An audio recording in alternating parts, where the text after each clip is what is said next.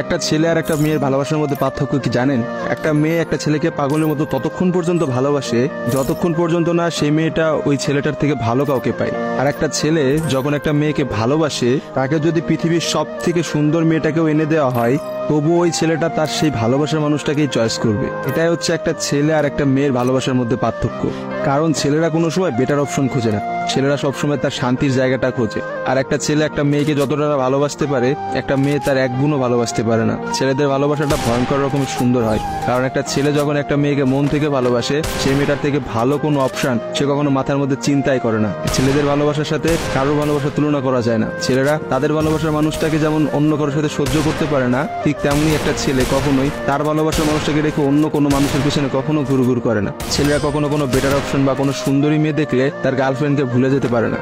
একটা ছেলের ভালোবাসা আপনি কখনোই একটা মেয়ের ভালোবাসার সাথে তুলনা করতে পারবেন না, কারণ মেয়েদের ভালোবাসাটা তো তুচ্ছ।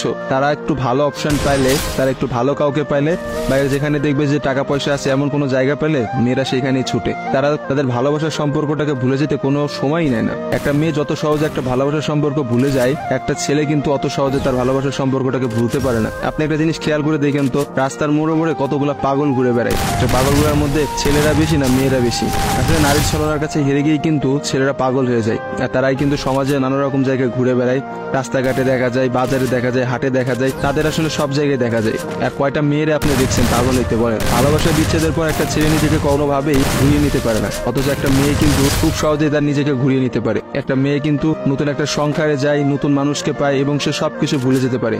আসলে ভাই, নারীদের ছলনা বোঝার ক্ষমতা না ছেলেদের এখনো হয় নাই। একটা কথা আছে, ইতিহাস কিন্তু সাক্ষী যে নারীরা কিন্তু চরম ছলনাময়ী। আপনি কখনোই একটা নারীর ছলনা ধরতে পারবেন না। একটা ছেলে কখনোই একটা নারীর ছলনা বুঝতে পারে না। একটা নারী আসলে কি করতেছে বা তার মধ্যে কি চলতেছে, এটা কখনোই তার মুখ দেখে বা তার সাথে মিশে আপনি বুঝতে পারবেন না। অথচ একটা ছেলে, সে কিন্তু কখনো ছলনা করে না। ছেলেদের মানুষের মধ্যে কিন্তু কখনো কোনো ছলনা থাকে না। তারা কিন্তু নিঃস্বার্থভাবে তার প্রিয় মানুষকে ভালোবেসে যায়। দিন শেষে দেখা যায় যে প্রত্যেকটা ছেলেই কিন্তু মেয়েদের কাছে ঠকে যায়। দেখা যায় তার ভালোবাসার মানুষটা কিন্তু একটা সময় বলে, তোমার থেকে ওই ছেলেটা অনেক ভালো, তোমার থেকে ওই ছেলেটা অনেক বেশি টাকা পয়সা আছে, বা তোমার থেকে ওই ছেলেটা অনেক বেশি ভালো অবস্থানে আছে। এইসব কথা বলে কিন্তু একটা মেয়ে খুব সহজে একটা সম্পর্ক নষ্ট করে দেয়। কিন্তু আপনি কি দেখাইতে পারবেন যে কোনো ছেলে কোনো মেয়েকে বলছে যে তোমার থেকে ওই মেয়েটা অনেক ভালো, বা ওই মেয়েটা তোমার থেকে অনেক ভালো অবস্থানে আছে, আজকে আমি তোমাকে ছেড়ে দিচ্ছি ওর কারণে? কখনোই দেখতে পাবেন না। কারণ একটা ছেলে কখনোই তার প্রিয় মানুষটাকে অন্য কোনো মেয়ের জন্য ছেড়ে যায় না।